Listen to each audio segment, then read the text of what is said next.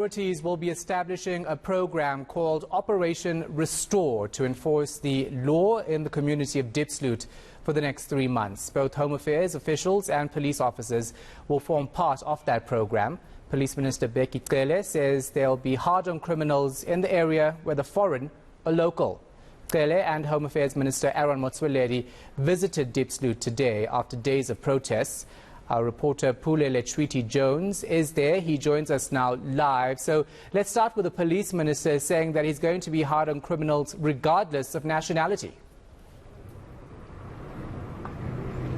Definitely, Shahan. I think the police minister and Dr. Aaron Motsoaledi from Home Affairs coming here have actually, tried to quell the tensions and, of course, the unrest that is brewing here in Diepsloot.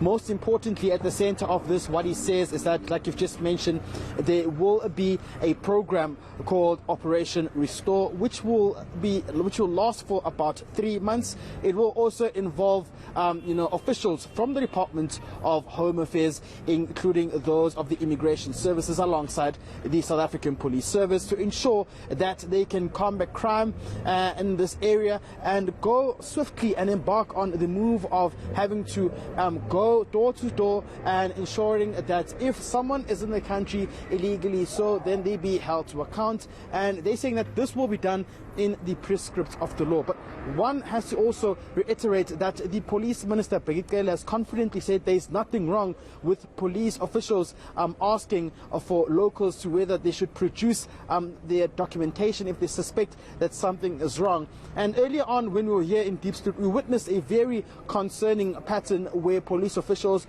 would actually stop locals and ask them to produce the correct particulars and documentation. If they do not have, they'd ask them to actually describe or say a body part in a native South African language, which many have actually criticized, and did not quite respond to that issue, saying that police officials were trained to actually ask documentation from some of the suspected undocumented illegal immigrants. But what is also said, after 3 months of the Restore program, what will then happen is that 3 officials from the Department of Home Affairs will then permanently work at the Diepsloot police station to work hand in hand with the South African police station. He's also said that they are, swiftly progressing in terms of making sure that there are arrests that are being made, particularly with the death of the South Africans who passed on just in this month, who were allegedly murdered by foreign nationals. I just want you to take a listen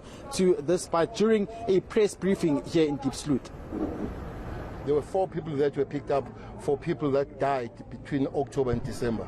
Unfortunately, people that died here are South African, and all picked out are foreigners. I want to end there. I'm not going to mention nationalities, but they are all foreigners, those that have been picked up for murder.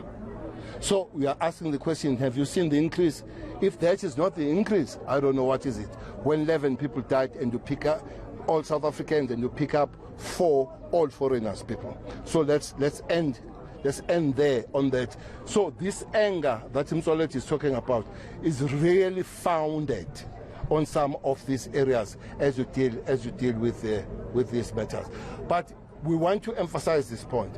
We are not going to be chasing foreign criminals or South African criminals. We'll be chasing criminals. We detect much later where to come from, but we are chasing criminals, and it's exactly what we've told the community here, that they shouldn't think that South Africans that are causing criminals are going to be treated with soft hands. No, we're going to be hard to all criminals.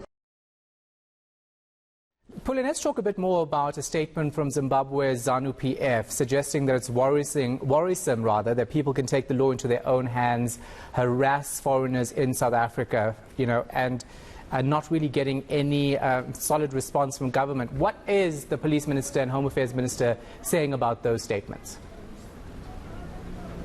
Yeah, Shahan, very good question. I mean, what he said was the statement was quite insensitive, and he's condemned the statement as a whole. Dr. Aaron Motsoaledi is saying that it portrayed arrogance, particularly because they're trying to deal with the situation here where locals are angry alleging that undocumented foreign nationals are behind some of the criminal activities that have taken place here. And that's according to the residents in Diepsloot. But I just want to read a phrase here, what the statement says from ZANU-PF, saying that it condemns the unsanctioned and unwarranted witch hunting of foreign nationals in South Africa and labeling them as criminals. That's a part of phrase from that statement that was released earlier on. And, the police minister said this is something that they will need to deal with swiftly and, of course, contact DIRCA officials to see if they cannot facilitate a meeting with some of the officials from Zimbabwe to see what could be behind that statement and not to allow room for political statements such as these to actually contribute